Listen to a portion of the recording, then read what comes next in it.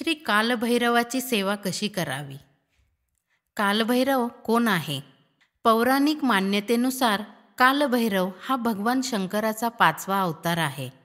कालभैरव हे भगवान शंकराचे एक भयानक असे रूप आहे. दिसायला खूपच भयंकर अशा कालभैरवाच्या हातात त्रिशूळ, डमरू आणि ब्रह्मदेवाचे 5वे मस्तक असते. त्याला मृत्यूला पराभूत करणारा मानले जाते.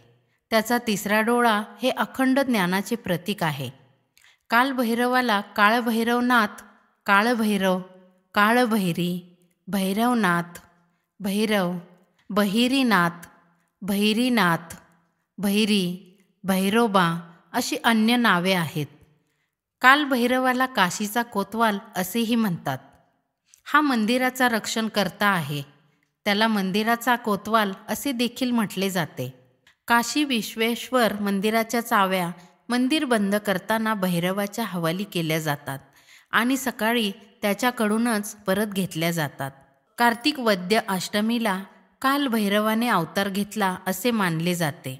म्हणून या दिवशी कालभैरवाची जयंती असते. तसेच प्रत्येक महिन्याच्या कृष्ण पक्षातील अष्टमी तिथीला कालाष्टमी म्हणतात. हा दिवस भगवान कालभैरवाची पूजा प्रार्थना करण्यासाठी सर्वात शुभ दिवस मानला जातो. या दिवसाव्यतिरिक्त रविवार, सोमवार, अमावस्या हे 3 दिवस कालभैरवनाथाचे मानले जातात.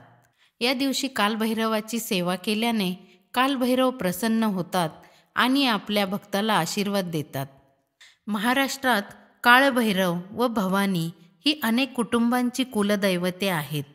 काळभैरव जोगेश्वरी, भैरी भवानी, भैरी जोगेश्वरी अशी दैवते कुलस्वामी व कुलस्वामिनीच्या स्वरूपात पूजली जातात. भैरव हा शिव व शक्तिपीठाचा रक्षक आहे. त्यामुळे सर्वच शिव व शक्तिपीठांच्या ठिकाणी कालभैरवाचे स्थान असतेच. कालभैरव महात्म्य. कालभैरव हे सर्व नकारात्मक ऊर्जा आणि दुष्ट आत्म्यांना दूर करणारे म्हणून ओळखले जाते. जो कालभैरवाची उपासना करतो त्याची सर्व नकारात्मकता दूर होते. भैरवाचे पूजन केल्यामुळे यश मिळवणे, सुख मिळवणे आणि शत्रूंना पराभूत करणे आपल्याला सुलभ जाते. तो भक्तांना वेळेचा सदुपयोग करायला शिकवतो. म्हणूनच त्याला काळाचा देव असे देखील म्हटले जाते. तो आपल्या भक्तांची सर्व कार्ये संपन्न करतो. तो प्रवासी आणि तीर्थयात्रेला जाणाऱ्या लोकांचे विशेष रक्षण करतो. कालभैरव हे त्वरित प्रसन्न होणारे अतिशय जागृत व शक्तिशाली देव असल्याने अतिसंकट काळात या देवाकडून आपले संरक्षण केले जाते. संकट काळात विनंती, प्रार्थना केल्यास हा देव लगेच पावतो. आपली मनोकामना पूर्ण झाल्यानंतर देवाला बाजरीची भाकरी, वांग्याचे भरीत, कांदा, लिंबू व नारळ यांचा नैवेद्य दाखवावा व आभार मानावे. कालभैरवाची आराधना करण्याचे फायदे. कालभैरव अष्टक, कालभैरव वरद स्तोत्र इत्यादी स्तोत्र पाठाने रोगमुक्ती, भूतप्रेत बाधामुक्ती, तांत्रिक हल्ले यापासून सुटका तसेच ग्रहांच्या ज्या बाधा असतात त्यापासून मुक्ती मिळते. कालभैरव अष्टकाचे 11 वेळा पाठ केल्याने काहींची हरवलेली मुली घरी सुखरूप आल्याचे, काहींचे न मिळणारे पैसे परत मिळाल्याचे, सासू सासरे, पती वगैरे स्त्रीला त्रास देताना त्या त्रासातून सुटका केल्याचे, वाईट धमकीतून प्रामाणिक माणसाची सुटका केल्याचे, बाधेमुळे नोकरीवर अकस्मात न जाणाऱ्या माणसांना नोकरीवर जाण्यास प्रवृत्त करणे, मुलांची, महिलांची, माणसांची भीती नाहीशी करणे असे विविध अनुभव लोकांना आलेले आहेत.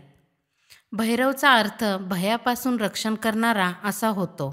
हल्लीच्या धावपळीच्या धकाधकीच्या युगात स्वसंरक्षणासाठी सर्वांनी, विशेषतः महिलांनी दररोज 1 वेळा तरी हे कालभैरव अष्टक म्हणून आपणाभोवती कालभैरव या देवतेचे संरक्षण कवच प्राप्त करून जीवनात सुखी आणि यशस्वी व्हावे. आपल्या सोयीसाठी आमच्या चॅनलवर कालभैरवाची विविध स्तोत्रे अपलोड केलेली आहेत, ती ऐकावीत. कालभैरव जयंतीच्या दिवशी सेवा कशी करावी. कालभैरव जयंतीच्या दिवशी सकाळी स्नान करून स्वच्छ वस्त्र परिधान करावे. शक्य असल्यास उपवास करावा. जवळच्या कालभैरव मंदिरात जाऊन दर्शन घ्यावे. जवळ कालभैरव मंदिर नसेल तर महादेवाच्या अथवा कोणत्याही मंदिरात जाऊन दर्शन घ्यावे व मनोमन भगवान कालभैरवाची पूजा करावी. या दिवशी देवासमोर दिवा लावून आपण पूर्व अथवा उत्तरेकडे तोंड करून बसावे.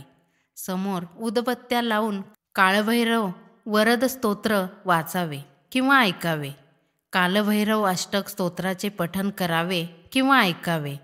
शक्य असल्यास 11 वेळा कालभैरव अष्टक स्तोत्राचे पठण करावे किंवा ऐकावे. नंतर उदबत्तीची रक्षा घरातील प्रत्येकाने कपाळी उतरती लावून बाकीची रक्षा घरात 4ही दिशांना फुंकावी. त्यामुळे घरावरील अशुभ छायांपासून यथाकाळ मुक्तता मिळते. हीच सेवा इतर दिवशीही केली तरी चालते. उत्तर भारतात शनिवार मंगळवारी पूजा करतात, तर महाराष्ट्र राज्यात सोमवार अथवा रविवार. कालभैरव जयंतीस दुपारी 4 नंतर कालभैरव मंदिरात जाऊन त्यांचे समोर फुले, नारळ, खडीसाखर किंवा पेढे, उदबत्ती ठेवून आपल्या अडचणी, संकटे यांचे निवारण करण्यासाठी प्रार्थना करावी. उदबत्त्या पेटवाव्या. नारळ फोडू नये. नारळ, खडीसाखर किंवा पेढे तेथेच त्यांना समर्पित करावेत.